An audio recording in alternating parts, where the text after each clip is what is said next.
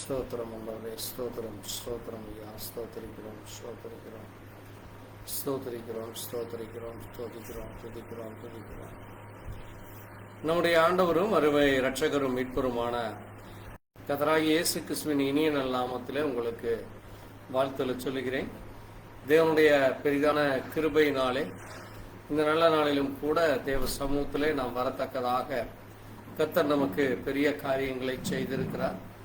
அந்த உண்மையுள்ள தேவன் நன்மை செய்கிறவராய் சுற்றி திரிந்த வானத்திலும் பூமியிலும் சகல அதிகாரங்களை படைத்த கர்த்தராகிய இயேசு கிறிஸ்து மத்தியிலே அவர் இன்றைக்கும் ஜீவிக்கிற தேவனாக இருக்கிறார்.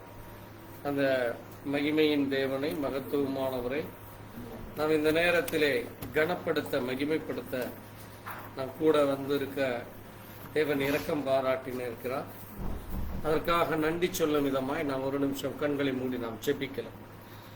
ஸ்தோத்திரிக்கிறோம் ஸ்தோத்திரிக்கிறோம் ஸ்தோத்திரிக்கிறோம். ஆண்டவரே, எங்கள் கிருபையும் இரக்கம் நிறைந்த எங்கள் ஜீவனுள்ள தகப்பனே, வானத்திலும் பூமியிலும் சகல அதிகாரங்களை படைத்த சர்வ வல்லமையுள்ள தேவனாகிய கர்த்தாவே, உம்மை துதிக்கிறோம், உம்மை ஸ்தோத்திரிக்கிறோம். உம்முடைய அன்பிற்காய், உம்முடைய இரக்கத்திற்காய், நீர் பாராட்டின தயவுக்காய், நீர் எங்களை இம்மட்டும் ஆசீர்வதித்து வழிநடத்தி கொண்டிருப்பதற்காக உமக்கு நன்றி செலுத்தும். கடந்த நாட்கள் முழுவதும் எங்களை கனிமணி போல பாதுகாத்து இந்த காலை வேளையிலும் ஆண்டவரே நாங்கள் உம்மை ஆராதிக்க, தொழுது கொள்ள, உம்மை கனப்படுத்த, மகிமைப்படுத்த, ஆண்டவரே உம்முடைய சத்திய வார்த்தையிலே வாசித்து தியானிக்க நீர் எங்களுக்கு இரக்கம் பாரு. தொடர்ந்து இந்த சாயங்கால வேளையிலே மீண்டுமாய் ஆண்டவரே நாங்கள் இந்த மாதத்தை ஆண்டவரே நீர் எங்களுக்கு நன்மையாய் முடிசூட்டி வழிநடத்தினதற்காக நாங்கள் நன்றி சொல்லி இந்த நல்ல வேளையிலும் கூட ஆண்டவரே நாங்கள் இதோ இந்த பரிசுத்த ராபோஜன பந்தியில பங்கு பெற தேவ இரக்கம் பாராட்டினக்காய் நன்றி செலுத்தும். தொடர்ந்து உடைய இரக்கம் எங்களுக்கு கிடைக்கட்டும். இந்த ஆராதனையிலே ஆண்டவரே துவக்கம் முதல் முடிவு வரை உடைய பிரசன்னம் இருக்கட்டும். ஆண்டவரே நாங்கள் எங்களை முழுவதுமாய் உடைய சமூகத்திலே ஒப்புக் கொடுத்து தாழ்த்தி, ஆண்டவரே எந்த நோக்கத்திற்காய் நீர் இந்த பரிசுத்த ராபோஜன பந்தியை நாங்கள் கலந்து கொள்ள வேண்டும், நாங்கள் எவ்விதமாய் எங்களை தாழ்த்த வேண்டும், நீர் எங்களுக்காக ரத்தம் சிந்தி உடைய சரீரத்தை நீர் எங்களுக்கு பிட்டு கொடுத்ததை நாங்கள் நினைவு கூறுகிற இந்த வேளையிலே உடைய கரம் ஒரு விஷயம் கூட இறங்கட்டும். ஆண்டவர், உடைய சமூகத்தில் எங்களை தாழ்த்துகிறோம். நாங்கள் ஒன்றும் இல்லை, முழுவதுமாக உடைய பலத்த கரத்தில் ஒப்புக் கொடுக்கிறோம். நீரை பொறுப்படுத்த வழிநடத்த வேண்டும். இயேசு கிறிஸ்து நம்முடைய பரிசுத்த நாமத்திலே ஆமென். கர்த்தர் தாமே உங்களை ஆசீர்வதிப்பாராக. தேவநாம மகிமைக்காக நாம் ஒரு பாடலை பாடி கர்த்தரை மகிமைப்படுத்தலாம். பாட்டு புத்தகத்திலே 1267 என் நம்பிக்கையே உமக்கு ஸ்தோத்திரம், என் புகலிடமே உமக்கு ஸ்தோத்திரம், உம்மைத்தான் நம்பி இருக்கிறேன், அற்புதங்கள் எனக்கு செய்யுங்கப்பா என்று ஒரு பாடல். தேவன் தாமே நம்முடைய நம்பிக்கையாயிருக்கிறார், நம்முடைய புகலிடமாயிருக்கிறார். அப்படிப்பட்ட மகிமையான மகத்துவமான தேவனுக்கு நன்றி சொல்லும் விதமா கர்த்தரை மகிமைப்படுத்தி நாம் பாடுவோம். என் நம்பிக்கையே உமக்கு ஸ்தோத்திரம், என் புகழிடமே உமக்கு ஸ்தோத்திரம், என் நம்பிக்கையே உமக்கு ஸ்தோத்திரம், என் புகழிடமே உமக்கு ஸ்தோத்திரம், உம்மைத்தான் நான் நம்பியிருக்கேன், அற்புதங்கள் எனக்கு செய்யுங்கப்பா, உம்மைத்தான் நான் நம்பியிருக்கேன், அற்புதங்கள் எனக்கு செய்யுங்கப்பா, என் நம்பிக்கையே உமக்கு ஸ்தோத்திரம், என் புகழிடமே உமக்கு ஸ்தோத்திரம், 100க்கு 100 உம்மை நான் நம்புவேன், செய்திடுங்க அதிசயம் நடத்திடுங்க, 100க்கு 100 உம்மை நான் நம்புவேன், அற்புதம் செய்திடுங்க அதிசயம் நடத்திடுங்க, மனிதர் முன்பாக தலைகுனிந்து போகாமல், மனிதர் முன்பாக தலைகுனிந்து போகாமல் உதவி செய்திடுங்க, உயர்த்தி வைத்திடுங்க, உதவி செய்திடுங்க, உயர்த்தி வைத்திடுங்க, உம்மைத்தான் நம்பியிருக்கேன். அற்புதங்கள் எனக்கு செய்யுங்கப்பா, உம்மைத்தான் நான் நம்பியிருக்கேன். அற்புதங்கள் எனக்கு செய்யுங்கப்பா, என் நம்பிக்கையே உமக்கு ஸ்தோத்திரம். என் முதலிடமே உமக்கு ஸ்தோத்திரம். என் நம்பிக்கையே உமக்கு ஸ்தோத்திரம். என் புகழிடமே உமக்கு ஸ்தோத்திரம்.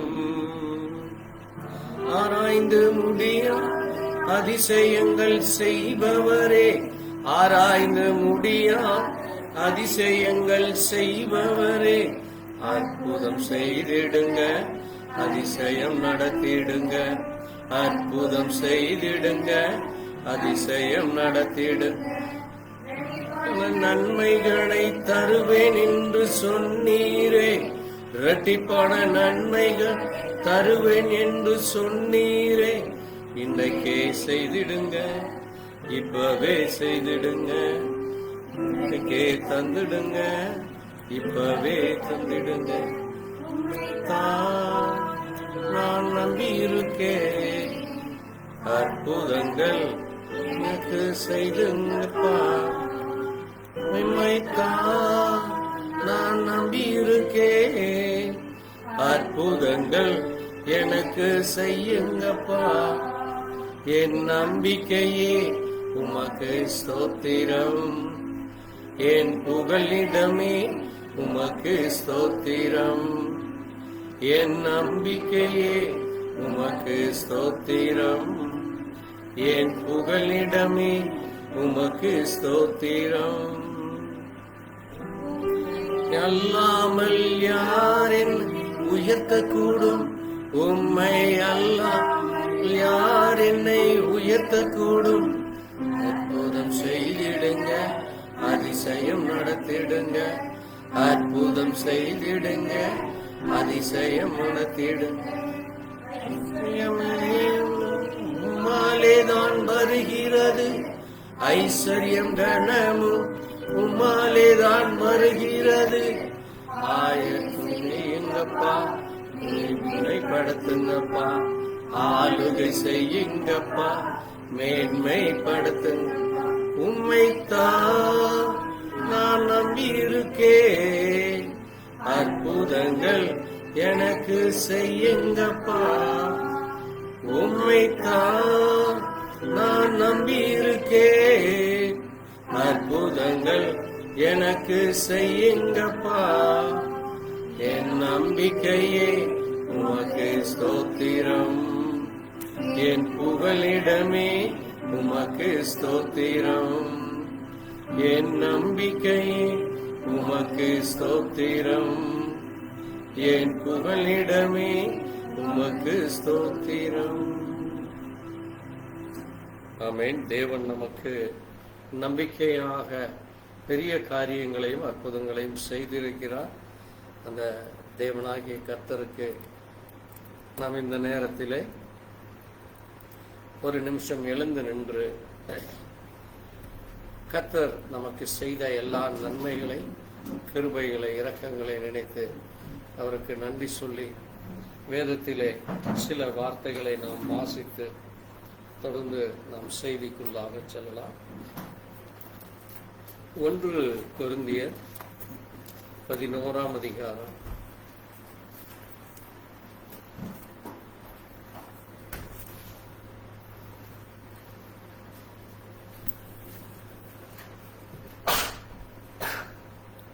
24 மற்றும் 25 வசனங்களை வாசிப்போம். 1 கொரிந்தியர் 14 அதிகாரம், 1 கொரிந்தியர் 11 அதிகாரம், 1 கொரிந்தியர் 11, 24, 25 வாசிப்போம். ஸ்தோத்திரம் பண்ணி அதை பிட்டு நீங்கள் வாங்கி புசியுங்கள், இது உங்களுக்காக விற்கப்படுகிற என்னுடைய சரீரமாய் இருக்கிறது, என்னை நினைவு கூறும்படி இதை செய்யுங்கள் என்றார். போஜனம் பண்ணின பின்பு அவர் அந்தப்படியே பாத்திரத்தையும் எடுத்து, இந்த பாத்திரம் என் ரத்தத்தினாலாகிய புதிய உடன்படிக்கையாய் இருக்கிறது, நீங்கள் இதை பானம் பண்ணும் போதெல்லாம் என்னை நினைவு கூறும்படி இதை செய்யுங்கள் என்றார். நாம் ஜெபிக்கலாம். எங்களை நேசிக்கிறங்கள் நல்ல ஆண்டவரே, வானத்தையும் பூமியும் படைத்த சர்வ வல்லமையுள்ள கர்த்தாவே, இந்த அருமையான நாளிலும் கூட உடைய சத்திய வார்த்தைகளை வாசிக்க தியானிக்க தேவன் எங்களுக்கு கிருபையாய் இரக்கம் பாராட்டி இந்த வார்த்தையின் மகிமையை, அதனுடைய மகத்துவங்களை, அதனுடைய ஆசீர்வாதங்களை, நன்மைகளை புரிந்து கொள்ளும் தேவன் ஒரு விஷயம் கூட இந்த நேரத்திலும் ஆண்டவரே வார்த்தையின் மூலமா எங்களோடு கூட பேசுமப்பா. நீர் ஆண்டவரே அன்றைக்கு உம்முடைய சீஷர்களோடு சேர்ந்து ஆண்டவரே அந்த பஸ்கா பண்டிகை நாளிலே அந்த இரவு நேரத்திலே உம்முடைய சீஷர்களுக்கு நீர் சொன்ன காரியமாக இருக்கிறது. அதை நாங்கள் தொடர்ந்து அதை அனுசரிக்க வேண்டும் என்று எங்களுக்கு சொல்லி இருக்கிறீரப்பா. அதை புரிந்து கொள்ள, அதை அறிந்து கொள்ள தேவ இரக்கமும் தேவன் தயவும் எங்களுக்கு தொடர்ந்து தாரும். தேவன் தாமே இந்த வேளையிலே வாசித்த வார்த்தைகள் மூலமாய் உம்முடைய நாம மகிமைக்கென்று அதை தியானிக்க நீ கொடுத்த வேலைக்காய் நன்றி செலுத்துகிறோம். தொடர்ந்து அந்த வார்த்தை எங்கள் இருதயத்திலே பதியத்தக்கதாக தேவ கிருபை தர வேண்டுமா இயேசு கிறிஸ்துவனுடைய பரிசுத்த நாமத்திலே உட்காரலாம். ஆண்டவராக இயேசு கிறிஸ்துவின் நாமத்திலே உங்களுக்கு மீண்டுமாய் வாழ்த்தோடு சொல்லுகிறேன். தேவனுடைய பெரிதான கிருபையினாலே நாம் மீண்டுமாய் இந்த ராபோஜன பந்தியிலே பங்கு கொள்ள தேவன் நமக்கு இரக்கம் பாராட்டி இருக்கிறார். ஏனென்றால் நம்முடைய ஆயுசு நாட்களிலே ஒவ்வொரு நாளும் நமக்கு தேவன் கிருபையாய் இரக்கம் பாராட்டி நம்மை அவர் ஆசீர்வதித்து ஒவ்வொரு காரியங்களாக அவர் நமக்கு செய்து கொண்டு வருகிறார். அப்படிப்பட்ட தேவன் இந்த வேளையிலே கூட அவருடைய வார்த்தையின் மகிமையை, மகத்துவங்களை அறிந்து கொள்ள நமக்கு கிருபை கொடுத்திருக்கிறார். ஆமென். அதற்காக நாம் அவருக்கு நன்றி சொல்லி இந்த வேளையிலே கூட வாசித்த இந்த வார்த்தையிலே சில முக்கியமான குறிப்புகளை நான் உங்களுக்கு சொல்லுகிறேன். நீங்கள் அதை எழுதி வைத்து கொண்டு அதை குறித்து நம்ம இப்போ தியானிக்க போகிறோம். இங்கே வாசித்த முக்கியமான காரியங்களிலே இப்பொழுது இங்கே நாம் பார்க்கிற பொழுது காட்டிக் கொடுக்கப்பட்ட அன்று ராத்திரியிலே, காட்டிக் கொடுக்கப்பட்ட அன்று ராத்திரியிலே அவர் என்ன செய்கிறாராமாம்? அப்பத்தை எடுத்து ஸ்தோத்திரம் பண்ணி, இதை வாங்கி புசியுங்கள், இது உங்களுக்காக பிற்கப்படுகிற என்னுடைய சரீரமாய் இருக்கிறது, என்னை நினைவு கூறும்படி இதை செய்யுங்கள், என்னை நினைவு கூறும்படி இதை. So remembering to the Lord, remembering of to this remembrance of me, do this அப்படின்னா என்னது? இதை செய்து என்னை நினைவு கூறுங்கள். இதை நீங்கள் என்ன செய்ய வேண்டுமாமா? செய்ய வேண்டும். அப்போ இந்த கம்யூனியன் என்பது, ராபோஜனம் என்பது தேவனுக்கும் நமக்கும் இடையே இருக்கிற ஒரு இணைப்பு, யூனியன். தேவனுக்கும் நமக்கும் இடையே இருக்கிற ஒரு இணைக்கப்படுகிற ஒரு சுத்தமான ஒரு ஐக்கியம். இதை இன்னும் கூட தமிழ்ல என்ன சொல்லணும்னா ஐக்கிய கூட்டம் என்று சொல்லலாம். இது என்னது? ஒரு ஐக்கியம் படுகிறோம். எப்படி ஐக்கியப்படுகிறோம்? அது கம்யூனிகேஷனாக இருக்கிறது, கம்யூனியன்.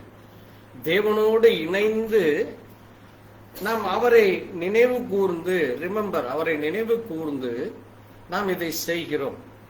எதற்காக என்றால் பாருங்க, a reminder of our future hope in the heavenly banquet. நம்முடைய தேவன் நமக்காக ஒரு புதிய வானத்தையும் புதிய பூமியையும் என்ன செய்திருக்கிறார்? ஆயத்தப்படுத்தி இருக்கிறார். அதனாலதான் அங்கே யோவான்ல நம்ம வாசிக்கிறப்போ ஆண்டவர் என்ன சொல்றாருன்னு நம்ம பார்க்கிறப்போ, நான் உங்களுக்காக போய் ஒரு ஸ்தலத்தை ஆயத்தப்படுத்த போகிறேன். நான் உங்களுக்காக ஒரு ஸ்தலத்தை ஆயத்தப்படுத்த போகிறேன். அப்ப நீங்க வந்து என்னோடு கூட அங்கே அந்த ஸ்தலத்திலே தங்கி இருக்கும்படியாக. வாசிங்க, யோவான் 14:2 வாசிக்கலாம். 3. என் பிதாவின் வீட்டில் அநேக வாசஸ்தலங்கள் உண்டு. அப்படி இல்லாதிருந்தால் நான் உங்களுக்கு சொல்லி இருப்பேன். ஒரு ஸ்தலத்தை உங்களுக்காக பாருங்க, உங்களுக்காக உங்களுக்குன்னே. அப்ப நம்ம ஒவ்வொருவருக்கும் ஒரு இடம் அங்கே உண்டு. ஒரு ஸ்தலம் என்றால் என்னது? ஒரு இடம் உண்டு. இப்ப எப்படி நம்ம குடியிருக்கிறதுக்குன்னு இங்க நமக்குன்னு ஒரு இடம் இருக்கு. அப்ப நம்ம அது ஒவ்வொருத்தருக்கும் அது தங்குவதற்கு அது ஒரு பெரிய ஆசீர்வாதமாக, ஒரு சமாதானம் நிறைந்ததாக, ஒரு பாதுகாப்புள்ளதாக. ஒரு வீட்டுல தங்கிறது என்னது? மிக முக்கியமாக அது நமக்கு என்ன கிடைக்குது? பாதுகாப்பு கிடைக்குது. பாருங்க, விலங்குகளுக்கு என்ன கிடையாது? பாதுகாப்பு இல்லை. எந்த நேரம் எந்த விலங்கு அடித்துக் கொள்ளுன்னு தெரியாது. அதே மாதிரி சாலை ஓரங்கள்ல படுத்திருக்கிறவர்களுக்கு என்ன கிடையாது? பாதுகாப்பு இல்லை. நீங்க ரயில்வே ஸ்டேஷன்லயோ அல்லது பஸ் ஸ்டாண்ட்லயோ அல்லது ரோட்ல எல்லாம் பாத்தீங்கன்னா அநேகர் இரவு நேரங்கள்ல படுத்திருப்பாங்க. அவங்களுக்கு என்ன கிடையாது? பாதுகாப்பு கிடையாது. ஏன்னா இன்றைக்கு உலகம் முழுவதும் கள்ளர்களும் கொலைகாரர்களும் அருவருப்பானவர்களும் அக்கிரமமானவர்களும் நிறைந்திருக்கிற உலகம். எப்ப யார் என்ன செய்வார்கள் என்றே தெரியாது. அது ஆணா இருந்தாலும் சரி, பெண்ணா இருந்தாலும் சரி, சிறு பிள்ளைகள், சிறுவர்கள், பெரியவர்கள், யாருக்குமே என்ன கிடையாது? பாதுகாப்பே இல்லை.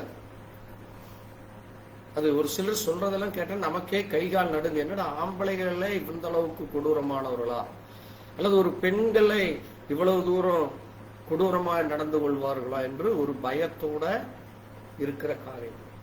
அதனாலதான் தேவன் நமக்கு இந்த பூமியிலே ஒவ்வொருவருக்கும் ஒரு இடத்தை கொடுத்திருக்கார்.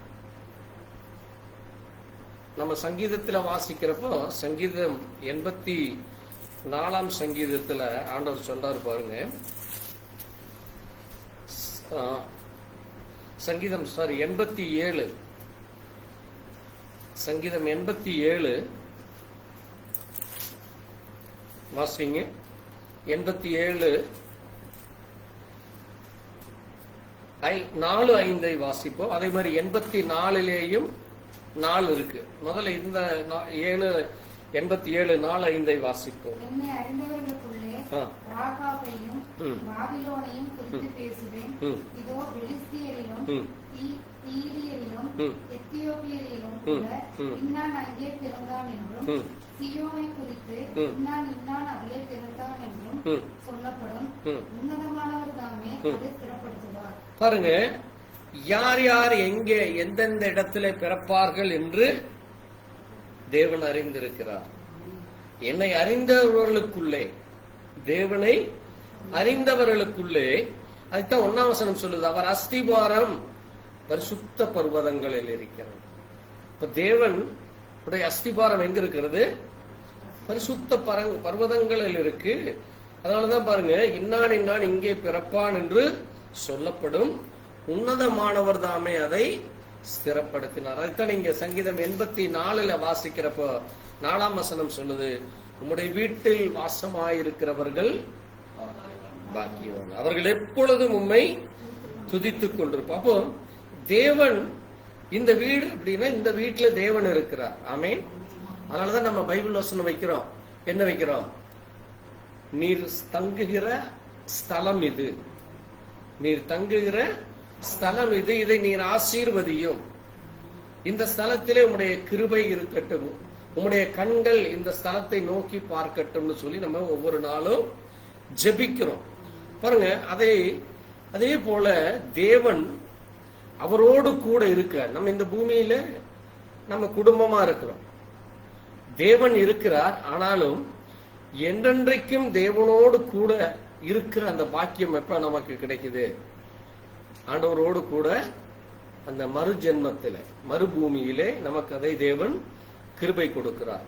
அப்ப இது நமக்கு என்ன கிடைக்கிறது என்றால், இந்த பாக்கியம் யாருக்கு கிடைக்கிறது? யாருக்கு கிடைக்கிறது? இந்த கம்யூனியன் எடுக்கிறவர்களுக்கு. ஆமென். அந்த ஐக்கியத்திலே இணைகிறவர்களுக்கு. அதனாலதான் பாருங்க, a reminder of our future hope in the heavenly banquet, இன்னொன்று encouraged to seek reconciliation before communion. அப்போ நம்ம அதை எப்படி எடுக்கிறோம் என்றால், நம்ம என்ன செய்யப்பட்டிருக்கிறோமாமா, இதை எடுக்கிற பொழுது 27ஆம் வசனத்துல நீங்க வாசித்தீங்கன்னா 1 கொரிந்தியர் 11:27 சொல்லுது, எவன் அபாத்திரமாய் இந்த பாத்திரத்திலே புசிக்கிறானோ அவன் கர்த்தருடைய சரீரத்தையும் ரத்தத்தையும் குறித்து குற்றம் உள்ள. அப்ப நீங்க குற்ற உணர்வோடு இதை எடுக்க கூடாது. அதனாலதான் encouragement to see reconciliation before communication. நம்மை நாமே சோதித்து அறிகிறது, நம்மை நாமே சோதிக்கிறோம். நம்மை நாமே, நான் இன்னைக்கு இந்த மாசத்துல தேவ சமூகத்துல நான் உண்மையா இருந்தேனா, தேவனுடைய வார்த்தைக்கு விரோதமாய் ஏதாவது பேசி இருந்தேனா, என்னுடைய நடவடிக்கைகள், நான் பார்ப்பது, நான் கேட்பது, நான் உட்கார்ந்து இருக்கிற இடம், நான் செல்லுகிற இடத்திலே, இது எல்லா இடத்திலேயும் நான் எப்படி இருக்கின்றேன் என்று நம்மை நாமே ஒரு நிமிஷம் தேவ சமூகத்திலே தாழ்த்தி நம்ம அதை நினைவு கூற வேண்டும். ஆமென். அது எதற்கென்றால், a time to renew our communicate to fellowship with Christ. தேவனோடு இணைவதற்கு அது நமக்கு ஒரு ரிமைண்டராக இருக்கிறது. தேவனோடு இணைவதற்கு அது நமக்கு ஒரு ஞாபகார்த்தப்படுத்துகிறது. அது என்ன செய்கிறது? ஞாபகார்த்தப்படுத்தி அது நம்மை புதுப்பிக்கிறதாக இருக்கிறது. ஆமென். ஒரு கால் நம்ம பேசுறது ஏதாவது கோபத்திலேயோ அல்லது பதறியோ அல்லது ஒரு வெறுப்புலையோ, நிச்சயமா நம்ம எல்லோரும் மனிதர்கள். அப்ப ஏதாவது ஒரு காரியத்தை செய்கிற பொழுது நம்ம தேவ சமூகத்திலே இந்த நேரத்திலே நம்ம அதை அறிக்கை செய்கிறோம். என்ன என்று, ஆண்டவரே, இந்த மாதிரியான காரியத்துல நான் எரிச்சலோடு பேசிவிட்டேன், கோபத்தோடு இதை செய்து விட்டேன், அல்லது உமக்கு விரோதமாய் இப்படி நடந்து கொண்டேன் என்று சொல்லி நாம் என்ன செய்கிறோம்? மறுபடியுமாக நம்மை தேவ சமூகத்திலே தாழ்த்தி நம்ம அதை ஒப்பு கொடுத்து தேவனோடு நம் மீண்டுமாக ஒரு இணைப்பு ஏற்படுத்திக் கொள்கிறோம். renew with God. அது எதற்கு என்றால், a reminder of our dependence on Christ for spiritual nourishment. அது என்ன செய்கிறது? நம்மை ஞாபகப்படுத்துகிறது, தேவனோடு சேர்ந்து கிறிஸ்துவோடு இணைந்து நம்முடைய ஆவிக்குரிய ஜீவியத்தை வளர்ச்சி அடைய, நம்முடைய ஆவிக்குரிய ஜீவியத்தை வளர்ச்சி அடையத்தான். இப்ப நம்ம தேவ சமூகத்துல தாழ்த்தாம வேறு யாரு முன்னாடி தாழ்த்த முடியும்? முதலாவது தேவ சமூகத்துல நம்மை தாழ்த்தி இருக்க வேண்டும். ஆண்டவர் சொல்றாரு, தன்னைத்தான் தாழ்த்துகிற எவனும் உயர்த்தப்படுவான். அப்ப நீங்க தாழ்த்தி உங்களுடைய தவறுகளை உணர்ந்து கொள்ளும் பொழுது, உங்கள் தவறுகளை நீங்கள் அறிக்கை செய்கிற பொழுது, அதுல இன்னொரு முக்கியமான காரியம் இருக்கு, an act of unity among believers. அது எதற்கென்றால், நம்முடைய நடவடிக்கைகள், நம்முடைய செயல்கள், நம்மோடு இருக்கிற மற்ற யூனிட்டி among the believers, நம்முடைய ஒவ்வொரு சகோதரர்களுக்குள்ளே அது என்ன இருக்க வேண்டும்?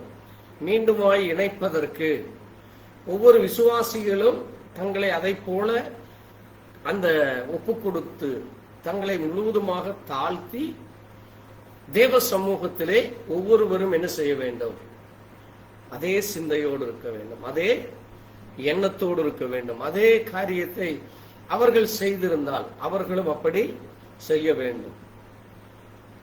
இப்போ நான் ஒரு தவறு செய்தேன் என்றால் நான் பகிரங்க மன்னிப்பு கேட்க வேண்டும். அதே என் மனைவி செய்தால் மனைவியும் கேட்க வேண்டும். ஏனென்றால் நம்ம ஒவ்வொருவரும் என்ன செய்ய வேண்டும்? தேவ சமூகத்துல போக வேண்டும்.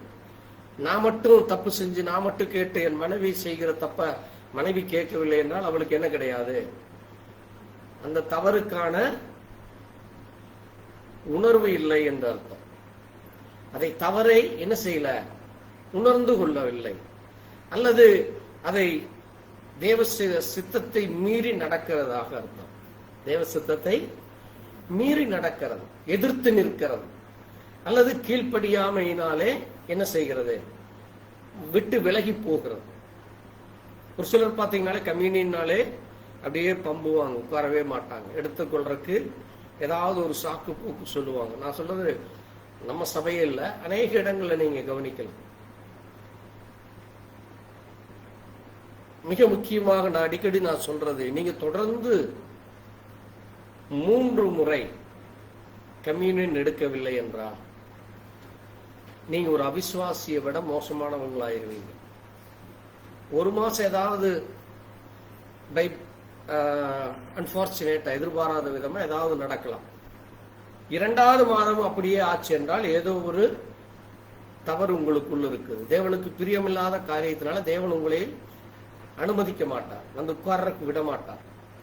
3வது மாசம் அப்படியே இருந்தா உங்களுடைய ஆவிக்குரிய வாழ்க்கையில ஏதோ தவறு, தேவனுக்கு பிரியமில்லாத காரியம் இருக்கு என்று அர்த்தம். அதனாலதான் நம்ம ஆண்டவரை நம்ம நினைவு கூறும்படியாகும் தொடர்ந்து அதை செய்ய வேண்டும். அதேதான் சபை கூடுகிற காரியத்திலேயும். சபை கூடுகிறதை சிலர் விட்டு விடுகிறது போல நீங்களும் விட்டு விடாதிருங்கள். ஏன் அங்க சபை கூட ஞாயிற்றுக்கிழமையில ஆராதிக்க வேண்டும்? கிறிஸ்தவர்களுக்கு அது மிக முக்கியமான, இட்ஸ் வெரி இம்பார்ட்டன்ட் டியூட்டி. நீங்க வாரத்துல 6 நாள் 7 நாள் என்ன வேண்டுமானாலும் செய்து கொள்ளலாம். அந்த 8ஆம் நாள், வாரத்தின் 1ஆம் நாள் ஞாயிற்றுக்கிழமை அவசியம் நம்ம 1 மணி நேரமாவது சபையில் உட்கார்ந்து இருக்கும். அந்த ஆராதனை நேரத்திலே பங்கு கொண்டு தேவனுடைய வார்த்தையை நம்ம கேட்க வேண்டும். அது மிக முக்கியமா இருக்கு. ஏனென்றால் வார்த்தை ஒவ்வொருவருக்காக ஒவ்வொரு வாரமும் கொடுக்கப்படும். ஒரு வாரம் எனக்கு கொடுக்கப்படலாம் அந்த செய்தி, உங்க யாருக்குமே அது தேவையில்லாமல் இருக்கிறான் நீங்க நினைப்பீங்க. பட் அது எனக்கு தேவைப்படுற மாதிரி. அல்லது இன்னொரு வாரம் இவர்களுக்கு தேவைப்படலாம், இன்னொரு வாரம் அவர்களுக்கு. இப்படி வாரத்துல ஒவ்வொரு நாளும் ஒவ்வொரு செய்தி ஒவ்வொருவருக்கு தேவைப்படலாம். அல்லது கொடுக்கிற செய்தி ஒவ்வொருவருக்கும் அது பிரயோஜனமாக இருக்கும். மற்றவர்களுக்கு அது நம்ம போய் சொல்றதுக்கு சௌகரியமா இருக்கும். மற்றவர்களுக்கு நம்மை சுற்றி இருக்கிறவர்கள் என்ன செய்து கொண்டிருக்கிறார்கள் என்று அந்த செய்தியின் மூலமாக நம்ம அறிந்து கொள்ள முடியும். இப்படி வேதத்திலே எல்லா காரியத்தையும் தேவன் என்ன செய்திருக்கிறார்? பகிர்ந்து கொடுக்க தன்னுடைய வார்த்தையை கொடுக்கிறார். பாருங்க, அது என்னவாமா? a call to examine ourselves. அது நம்மை அழைக்கிறது, தேவ சமூகத்திலே அழைத்து, இந்த ராபோஜனத்திலே நம்மை தேவ சமூகத்திலே அழைக்கிறார் ஆண்டவர். எதற்கு அழைக்கிறார்? எக்ஸாமைன் ourselves, நம்மை நாமே பரிசோதிக்க. அதைத்தான் நீங்க இங்க வாசிக்கிறப்போ வாசிச்சு பாருங்க. 31ஆம் வசனம் சொல்லுகிறது, நம்மை நாமே நிதானித்தறிந்தால், எக்ஸாமின் ourselves, நம்மை நாமே நிதானித்தறிந்தால் நாம் நியாயம் தீர்க்கப்படும். அப்போ அது நம்மை நிதானிக்கப்படுவதற்கு, எக்ஸாமின் செய்வதற்கு, நம்மை நாமே அது பரிசுத்தம், நம்மை பரிசோதிக்கிறதுக்காக அது செய்யப்படுகிறது. அது மட்டுமல்ல, proclaiming the Lord death until he returns. இது எதற்காகவாமா? இந்த காரியம் அவர் வருகை வரைக்கும். இயேசு கிறிஸ்து எனக்காக மரித்தார், அவர் என்னை மீட்டுக் கொள்ள வருகிறார், அவர் என்னை என்ன செய்கிறார்? மகனாக மகளாக ஏற்றுக்கொண்டார் என்று நம்ம proclaim செய்கிறது, அறிக்கை செய்கிறோம். தேவனை we are proclaiming that our God is dead for me and he is coming to me. அவர் என்னை சந்திக்க வருகிறார், அவரை எனக்காக அவர் திரும்ப வருகிறார் என்று நம்ம அறிக்கை செய்கிறோம். ஆமென். அதைத்தான் நம்ம இங்க வாசிக்கிறப்போ பாருங்க, அபாத்திரமாய் புசிக்கிற பொழுது தனக்குத்தானே ஆக்கினை தீர்ப்பு வருகிறது. அதனால நீங்க என்னவாமா? அவர் வரும் வரையிலும், அவர் வரும் வரையிலும். வாசிங்க 26ஆம் வசனம். ஆகையால் பாருங்க, இந்த அப்பத்தை புசித்து இந்த பாத்திரத்தில் பானம் பண்ணும் போதெல்லாம் கர்த்தர் வருவளவும் அவர் மரணத்தை தெரிவிக்கிறீர்கள்.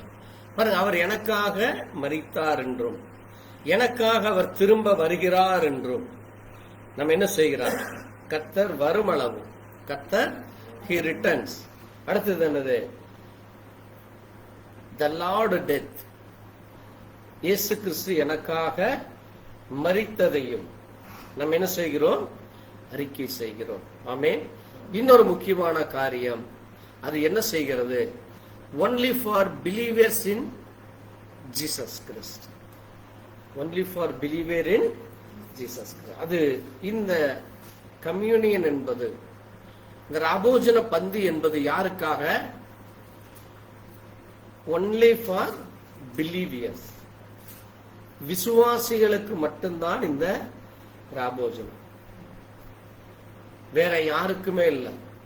நம்ம ஊர்ல ஆயிரக்கணக்கான பேர் இருக்கலாம், லட்சக்கணக்கான பேர் இருக்கலாம், இவர்கள் யாருக்கும் நம்ம மெனு செய்யறதில்ல. இந்த ராபோஜன பந்தியில் அனுமதி இல்லை.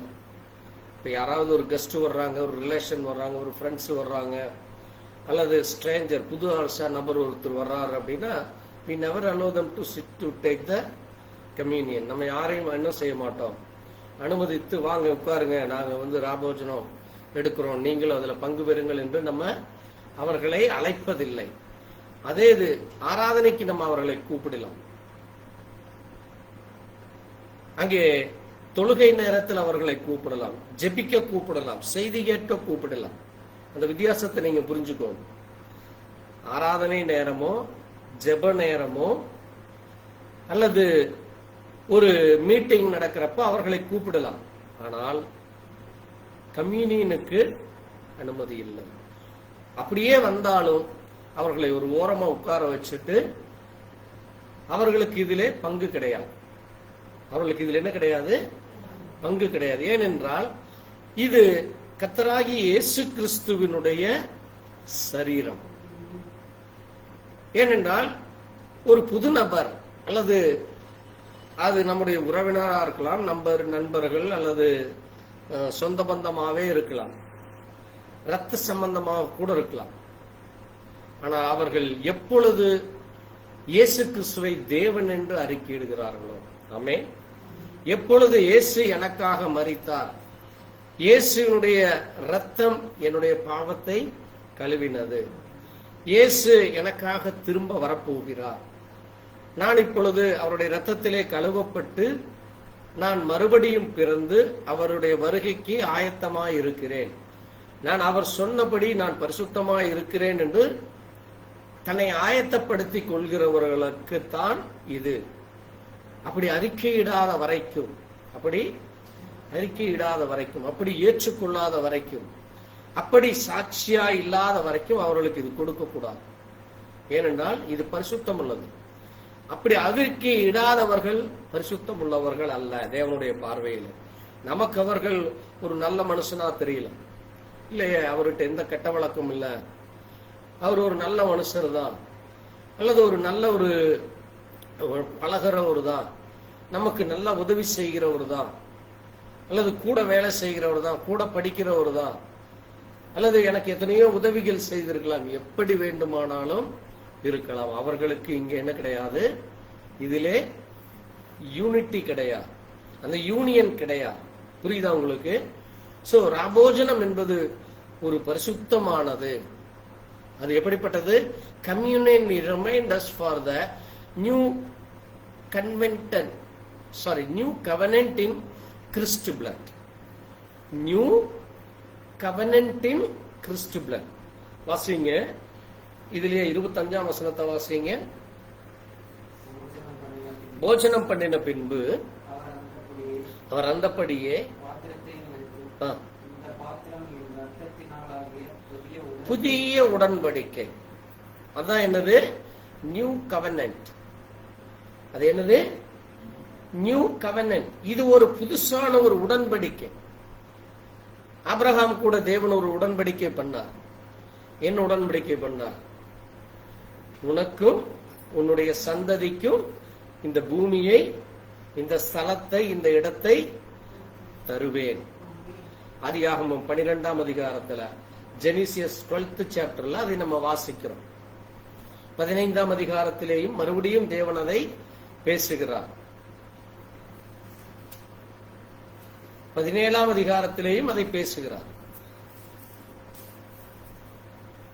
ஆனால் அந்த உடன்படிக்கை வேற. அந்த உடன்படிக்கை சுமார் எவ்வளவு வருஷம் கழிச்சு? 500 வருஷம் கழிச்சு தான் அது நிறைவேறும். யாருடைய காலத்துல நிறைவேறுது? மோசேக்கும் பிறகு யோசுவா காலத்துலதான், யோசுவா தான் அதை பிரிச்சு கொடுக்கிறார். ஆபிரகாமுக்கு ஆண்டவர் சொல்லிவிட்டு போன பிறகு எவ்வளவு வருஷம் கழிச்சு? 500 வருஷம். அதான் 430 வருஷம் இருக்கு. அந்த 430 வருஷம் கழிச்ச பிறகு அவங்க புறப்பட்டு வந்து அந்த இடத்தை எல்லாம் அவங்க கேப்சர் பண்ணி பண்றதுக்கு சுமார் 500 ஆண்டுகள் ஆகிவிட்டது. அதே போல அந்த 500 வருஷத்துக்கு பிறகு மறுபடியும் அவங்க கையை விட்டு அது போயிடுச்சு. எவ்வளவு வருஷத்துல போச்சு? இயேசு கிறிஸ்து வந்துட்டு போன பிறகு, இயேசு கிறிஸ்து வந்து போன பிறகு அதுவும் அவர்கள் என்ன செய்யப்பட்டார்கள்? உலகம் முழுசும் சிதறடிக்கப்பட்டார்கள். உலகம் முழுவதும் சிதறடிக்கப்பட்டார்கள். அப்ப மறுபடியும் தேவன் என்ன செய்கிறான் இருக்காரு?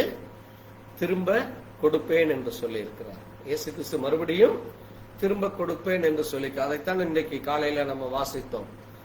அந்த வெளிப்படுத்தல் விசேஷம் ரெவல்யூஷன் 7th சாப்டர்ல அதை வாசிக்கிறோம். அந்த ஒரு கோத்திரத்துக்கு 12,000 பேர், 1,44,000 பேரை தேவன் மறுபடியும் கொண்டு வந்து நிறுத்துறார். பாருங்க, அது எதற்கு அடையாளம் என்றால், இது இயேசு நம்மோடு ஒரு புது உடன்படிக்கை ஏற்படுத்தி இருக்கிறார். ஆமேன். அது ஏன் என்றால், approach with reference and honour for the sacrifice of Christ. தேவன் நமக்கு அவர் செய்த அந்த பலியானது, தேவன் நமக்காக தன்னுடைய சரீரத்தை பலியாக ஒப்பு கொடுத்தார். அதை கனப்படுத்தும் விதமாக, அதை கனப்படுத்தும் விதமாக, மகிமைப்படுத்தும் விதமாக யாரெல்லாம் அங்கே தேவனோடு நெருங்கி இருக்கிறார்களோ, என் இயேசு எனக்காக மரித்தார், என் இயேசு எனக்காக அவருடைய சரீரத்தை ஒப்பு கொடுத்தார். அந்த சரீரம் என்ன செய்யப்பட்டது? சவுக்காலும் அங்கே அது என்ன செய்யப்பட்டது? முள் முடிகளினாலே அது பிச்சை எடுக்கப்பட்டது அந்த சரீரம். அப்போ அது எனக்காக அது செய்தார், அதனால அவர் என்ன செய்ய சொல்றாரோ அதை நான் செய்கிறேன் என்று சொல்லி யாரெல்லாம் அவர் விரும்பினபடி செய்கிறார்களோ அவர்களை ஹானர் செய்வதற்காக, அவர்களுக்கு தேவன் ஒரு மரியாதை கொடுக்கிறார். ஆமென். எப்படி நீங்க இப்போ ரன்னிங் ரேஸ் நடக்குது, ரன்னிங் ரேஸ் நடக்கிறப்ப அதுக்கு ஹானர் பண்ணி என்ன கொடுப்பாங்க? என்ன கொடுப்பாங்க? ரன்னிங் ரேஸ் நடக்கிறப்ப யாரு ஃபர்ஸ்டா வர்றாங்களோ அவங்களுக்கு ஒரு கிஃப்ட் கொடுப்பாங்க. அது எதற்கு அடையாளம்? அந்த பையன், அந்த பொண்ணு தன்னை என்ன செய்திருக்கிறார்? முழுவதுமாக அந்த ரன்னிங் ரேஸுக்கு ஆயத்தப்படுத்தி இருக்கிறார். அதற்காக அவள் பிராக்டிஸ் எடுத்திருக்கிறார். மற்ற எல்லாரை விட அவள் முதன்மையாக வர வேண்டும் என்று அவள் என்ன செய்திருக்கிறாள்? அதற்காக தன்னை சாக்ரிஃபைஸ் செய்து அவள் தன்னை ஆயத்தப்படுத்தி அந்த பரிசு பெற்றிருக்கிறதுக்கு ஒரு தகுதியுள்ளவளாக இருக்கிறார் என்பதற்கு ஒரு அடையாளம். அதனாலதான் காலேஜ்ல எல்லாம் படிக்கிறப்ப உங்களுக்கு என்ன கொடுப்பாங்க? Gold medal students. என்னது? Gold medal. ஃபர்ஸ்ட் கிளாஸ் எடுத்தவங்களுக்கு எல்லாம் கோல்டு மெடல் ஸ்டூடெண்ட்ஸ் சொல்லி ஒரு ஐடென்டிபிகேஷன் கொடுப்பாங்க. பாருங்க, அதை போல தேவன், நீங்க உண்மையுள்ளவர்களாக, தேவனுக்கு பிரியமுள்ளவர்களாக இருக்கிற பொழுது தேவன் உங்களை கனப்படுத்தும்படியாக மகிமையான அவருடைய மகத்துவமான அந்த சரீரத்திலே நீங்கள் பங்கு பெறுவதற்கு உங்களுக்கு ஒரு அதிகாரத்தை கொடுக்கணும். ஆமென். அதனாலதான் ஆண்டவர் அங்கே யோவான் 13ஆம் அதிகாரத்துல சொல்றாரு, அந்த கால் கழுவுதல் செய்கிறதற்கு அங்கே என்ன கிடைக்கிறது நமக்கு? தேவனுடைய சமூகத்திலே வாசிங்க. 13ஆம் அதிகாரத்துல வாசிப்போம். 8ஆம் வசனம் வாசிங்க.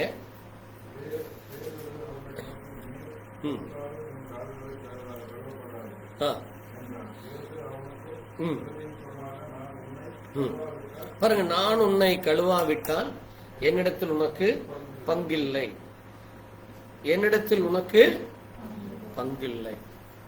அப்ப ஆண்டவர் அவனுடைய கால்களை கழுவுறார். பாருங்க, ஆண்டவர் என்ன செய்கிறாரு? வாசிங்க, 12ஆம் வசனத்தை வாசிங்க. அவர்களுடைய கால்களை அவர் கழுவினார். இதுல 11 சீஷர்கள் தான் இருக்கிறாங்க. எவ்வளவு சீஷர்கள்? அந்த ஒரு சீசன் இல்ல. யார் அது? யூதாஸ் அங்க இல்ல. வாசிங்க 2ஆம் வசனத்தை வாசிங்க.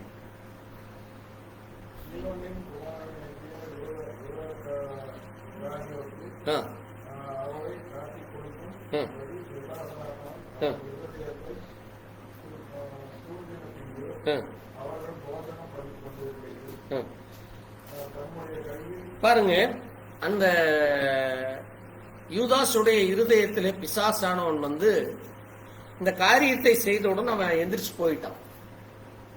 அந்த கால் கழுவுதில் அவன் என்ன செய்யல, பங்கு கொள்ளல. 2ஆம் வசனம் அதைத்தான் தெளிவுபடுத்துதான். அப்ப இந்த 11 சீஷர்களுடைய கால்களை அவர் கழுவினார். ஆமென். அதனாலதான் நம்ம வந்து இன்னும் என்ன சொல்லுகிறோம் என்றால், நம்ம சபையிலே வந்து நீங்க கால் கழுவாமல் இருந்தீங்கன்னா அது நீங்க இன்னும் என்ன செய்யல, ஆவிக்குரிய வளர்ச்சி அடையல. அவன் அந்த ராபோஜன பந்தியில பங்கு கொண்டான். யாரு? யூதாஸ். ராபோஜனத்துல இருந்தான், ஆனால் கால் கழுவுதிலே அவன் உட்காரவில்லை. அதனாலதான் பாருங்க, நீங்க மிக ஜாக்கிரதையாக இருக்க வேண்டும் கால் கழுவுற காரியங்கள்ல.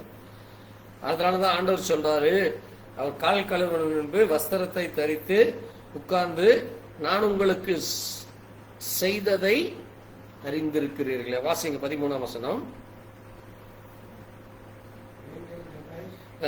நீங்கள் என்னை போதகர் என்றும் ஆண்டவர் என்றும் சொல்கிறீர்கள்.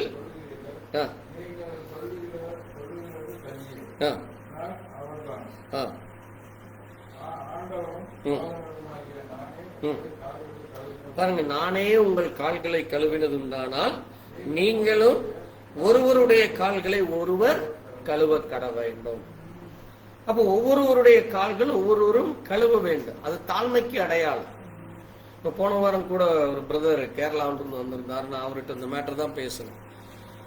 உங்க சபையில நீங்க ஃபீட் வாஷ் இருக்கா, கால் கழுவுதல் இருக்கான்னப்ப இல்லை அப்படின்னா நான் சொன்னேன், இல்லை, it's must as per Bible. இந்த வசனத்தை நான் வாசிக்க சொல்லி அவருக்கு சொன்னேன். ஏனென்றால் இன்னைக்கு அநேக சபைகளிலே என்ன கிடையாது, கால் கழுவுறது இல்லை. கேட்டா ஏதோ ஒரு எக்ஸ்கியூஸ் சொல்றாங்க. there is no excuse for the feet wash. it's must. அது அவசியம், நீங்க செய்யணும். இன்னைக்கு ஒரே ஒரு பிரச்சனை என்னன்னா, அவங்க சொல்றது என்னது, ஒண்ணு இடம் இல்லைம்பா, ஒண்ணு இடம் இல்லை, அல்லது யாரும் உட்கார மாட்டாங்கன்னு பிளேம் பண்ணுவாங்க. பட் அதை எல்லாத்த விட மிக முக்கியமானது என்ன அப்படின்னா, இன்னைக்கு பொதுவா பேசிக்கிற ஒரே ஒரு முக்கிய காரியம், மிக்சடு என்னது, கலந்த. நம்ம ஊர் படி சொன்னா எல்லா ஜாதிகளும் இருக்கிறாங்க. நம்ம ஊர் வழக்கப்படி சொன்னா எல்லா ஜாதியும் அங்கே வர்றதுனால ஆளுக்கால் நான் பெரியவன் நீ பெரியவன், இவங்கால போய் நான் கழுவுறதா என்று சொல்லி அந்த ஜாதி என்கிற இது அங்குள்ள வந்துருச்சு. ஒரு பெரிய நம்ம ஊர்ல ஒரு பெரிய ஒரு நம்ம ஊர்ல வந்து கொங்கு இனம் ஜாஸ்தி. இப்ப அவர்கள் வந்து நம்ம ஊர் பாஷையில ஒரு அரிஜன் வச்சுக்கோங்களேன், அவங்க காலை கழுவுவாங்களா, தொடக்கூட மாட்டான். ஆனா பைபிள் சொல்லுது, நீ யாரா இருந்தாலும் தேவ சமூகத்துல மனுஷன்தான், நீ கழுவித்தான் ஆகணும். அப்ப இது என்ன வருது, இந்த கேப்பு வருது. அதை என்ன செய்கிறது, விட்டுறாங்க சபையில. பாஸ்டருக்கு பிரஷர் கொடுத்து ஏதோன்னு சொல்லி கால் கழுவல் விட்டு, இது எப்படியே இன்றைக்கு எல்லா இடங்களிலேயும் இது நடக்கும். அது தேவ சமூகத்திலே அது தவறு. அதனாலதான் ஆண்டவர் சொல்றாரு, மெய்யாகவே மெய்யாகவே நான் உங்களுக்கு சொல்லுகிறேன். என்ன சொல்றாருன்னு பாருங்க, ஊழியக்காரன் தன் எஜமானிலும் பெரியவன். ஆண்டவரே கால் கழுவுறாரு. யாரு இந்த 11 பேர் யாருன்னு உங்களுக்கு தெரியும். ஒருத்தர் மீன் பிடிக்கிறவர், ஒருத்தர் வரி வாங்குறவர், ஒவ்வொருத்தரும் ஒவ்வொரு வேலையை செஞ்சுட்டு இருக்கிறவங்க. அந்த நாட்கள்ல ஒவ்வொருத்தரையும் ஒவ்வொரு, இப்ப நம்ம சொல்றோமே அதே மாதிரி அங்க அந்த இது இருந்தது. யாரு, அந்த யோவான் 4ஆம் அதிகாரத்துல வாசித்தீங்கன்னா அந்த ஸ்திரீ சொல்லுவா, என்ன சொல்றா, சமாரியர்களும் யூதர்களுக்கு ஒருத்தரோடு ஒருத்தர் கலந்துக்க மாட்டாங்க.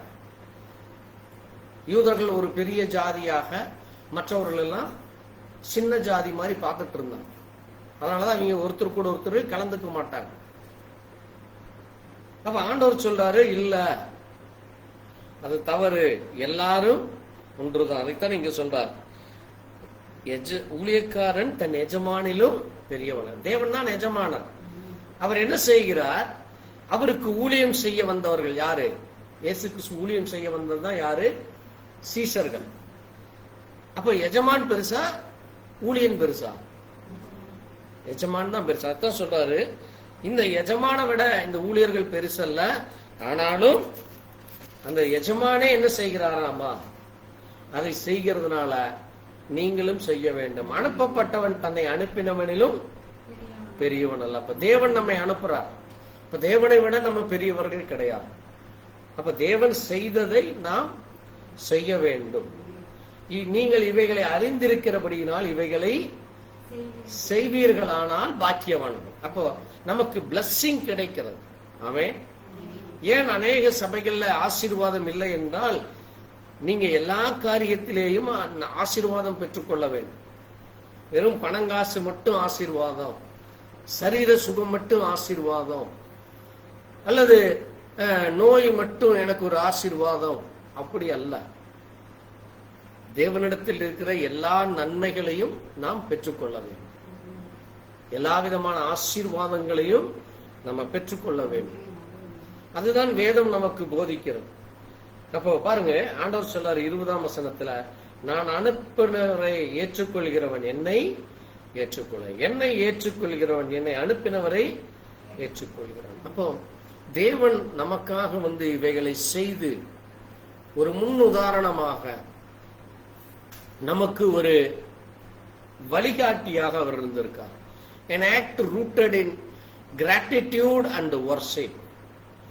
அவர் என்ன செய்தார் நமக்காக? அந்த ரூட், எப்படி ஒரு மரம் வளர வேண்டுமானால் அதற்கு என்ன இருக்குது? வேர் முக்கியம், அந்த ரூட் முக்கியம். அந்த ரூட் என்ன செய்கிறதாமா? தேவனை ஆராதிக்கவும், தேவனுடைய செயல்களை செய்யவும் அது நமக்கு ஒரு வழிகாட்டியாக இருக்கு. ஆமென்.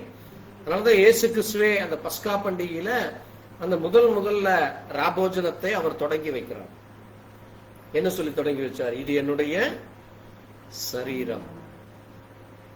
அந்த திராட்சை ரசத்தை, இது என்னுடைய ரத்தம், இதை நீங்கள் நான் வரும் வரைக்கும் நீங்க இதை செய்யுங்க. அதனாலதான் அதை நம்ம செய்கிறோம். அதே போல இந்த கால் கழுவுதல் என்பதும் மிக முக்கியமான ஒரு காரியமாக இருக்கிறது. கர்த்தர் தாமே நம்மை ஆயத்தப்படுத்துவாராக. நம்ம ஒரு நிமிஷம் தேவ சமூகத்திலே கேட்ட வார்த்தைகளுக்காக நன்றி சொல்லி நாம் ஜெபிக்கலாம். ஸ்தோத்திரமானவரே, ஸ்தோத்திரம், ஸ்தோத்திரம்.